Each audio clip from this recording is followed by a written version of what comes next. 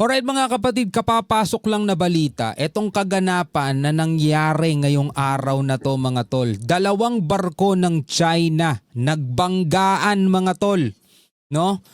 Coast Guard at saka Navy nila, nagbanggaan mga kapatid. Ayon dito, no, sa balita mula rito sa 105.1 Brigada News FM, Manila, ito panoorin, dalawang barko ng China nagkabanggaan. No, Philippine Coast Guard ship tinangka uling bombahin ng tubig. Eto mga kapatid, ayon dito sa report, makikita sa video ang China Coast Guard o CCG ship 3104 na bumangga sa People's Liberation Army Navy, PLA Chinese Navy. Naku po, ito yung sinasabing karma is real eh. Ship 164, ayon kay Philippine Coast Guard PCG spokesperson for the West Philippine Sea, WPS Commodore J. Tariela, tinangkang i-water cannon ng China ang BRP Suluan MRV 4406. Sabi ni Tariela, hinahabol ng CCG o Chinese Coast Guard vessel ang BRP Suluan nang mangyari ang insidente. Hinahabol ng Coast Guard mga kapatid etong barko kung nasaan yung camera ha. Tapos biglang sumulpot sa gitna etong PLA Navy at silang dalawa tuloy ang nagkabanggaan. No, ayan sa halip na mahuli ang barko ng PCG, bumangga ito sa barko ng Chinese Navy na nagdulot ng pinsala sa unahan ng barko ng CCG. Kaagad namang nag-alok ng tulong ang Philippine Coast Guard.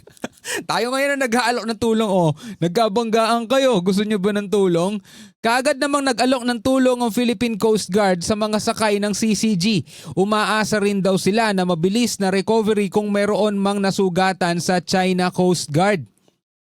Ani Tariela, ang BRP Suluan ay maghahatid lang daw sana ng tulong sa 35 mangingisdang Pilipino sa Baho de Masinloc para sa Kadiwa para sa Bagong Bayaning Mangingisda o KBBM. Initiative samantala, inescort naman ang mga Pilipinong mangingisda ng BRP Teresa Magbanwa MRRV 9701 na sa mas ligtas na lugar. Eto mga tol, panoorin natin yung actual video kung saan nga etong China Coast Guard, hinahabol niya tong barko natin, biglang may sumulpot na barko ng PLA Navy sa gitna. Eto, panoorin natin mga tol. Yan Ayan. Ayan kitang-kita mga kapatid Habol sila ng habol. Ayun. Silang dalawa tuloy ang nagkabanggaan. Ayun. Coast Guard ng China bumangga sa warship nila. Iyak tawa siguro yung mga yun. Well, di natin kasalanan yun mga tol. Hindi nila pwedeng isisi sa atin yun kasi wala naman tayong ginagawang masama.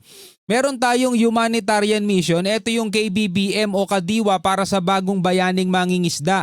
Nagbibigay lamang ng tulong. Ani Tariela, sabi ni Tariela, ang BRP Suluan ay maghahatid lang daw sana ng tulong sa 35 mangingisdang Pilipino sa may Baho de Masinloc para sa Kadiwa, KBBM o yung Kadiwa para sa Bagong Bayaning Mangingisda Initiative. No? Habang etong barko ng China, Coast Guard ng China, hinahabol tayo para i-water cannon dahil gusto nila tayo i-water cannon eh. Kaso sa kakahabol nila sa atin mga tol, bumangga sila sa mismong warship mismo nila. Ayun. Yan ang napapala.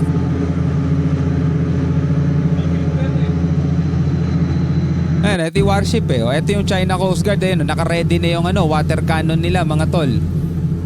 Yan na, naka-ready na yung water cannon nila.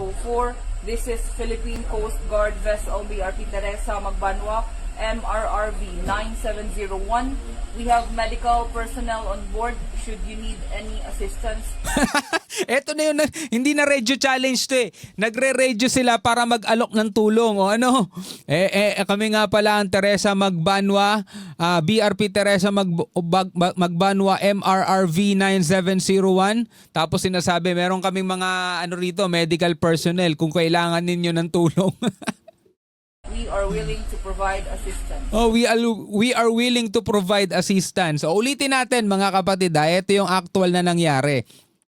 Hindi na to pwedeng baguhin ng China mga tol. Hindi na nila to pwedeng gawan pa ng peking balita. Kasi malamang to binabaliktad nila yan eh. Babaliktarin nila yan. Pakasabihin nila tayo bumangga sa kanila. Tayo dahilan kaya sila nagkabanggaan. Pero eto malinaw na malinaw. Nasa likod natin sila. Eto likuran ng barko to eh. Yan o, etong platform na yan, likuran ng barko natin yan. Umaandar tayo, hinahabol tayo, biglang sumulpot mga tol yung PLA Navy nila. O, ulitin natin. O, yan O, ayun.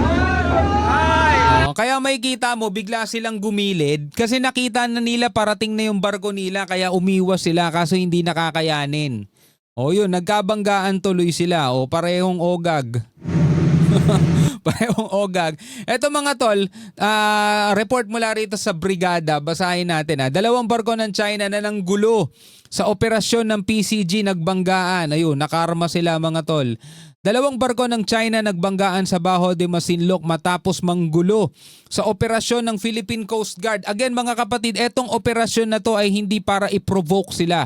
Unang-una, nandirito tayo sa loob ng exclusive economic zone ng Pilipinas.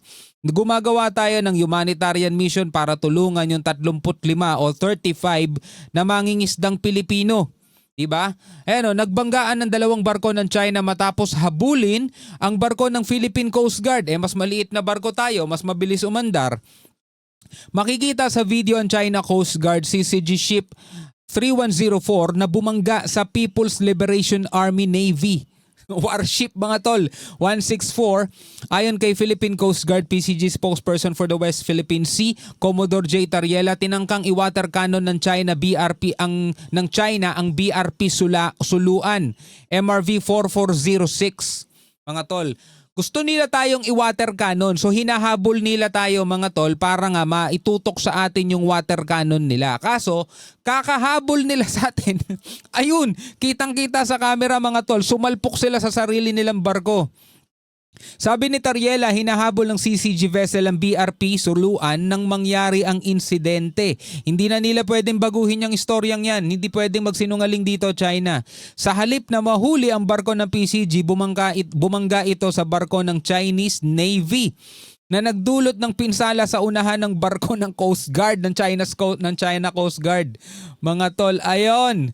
Kaagad naman nagalok ng tulong ang Philippine Coast Guard sa mga sakay ng CCG. Ngayon, napanood nating nagre-radio yung barko ng Coast Guard at nag-aalok tayo ng medical assistance kung sakasakaling may nasaktan sa kanila.